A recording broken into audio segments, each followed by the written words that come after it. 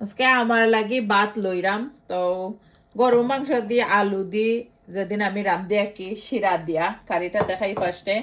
তো এদিন আমার খুবই ভালো লাগে। আমরা সিলেট মুখা শিরা হই, অন্য ডিস্ট্রিক্টের জুল হই, শিরালা সালন দি ভাত খাইতে স্পেশালি আমার অনেক অনেক ভালো লাগে। তো নাগা দিয়া জাল জাল কইরা বানাইছি, দেখো তো নাগা হল ভাঙ্গি গেছে। অনেকেই কইবা আফার রেসিপি দিও, দেখো নাগা দিয়া বানাইছি জাল জাল কইরা। আমার অনেক বেশি ভালো লাগে আর কি। যারা রেসিপি চাইনি ইউটিউব চ্যানেল তো আছে, দেখবা সুভাষ ব্লগ ইউকে।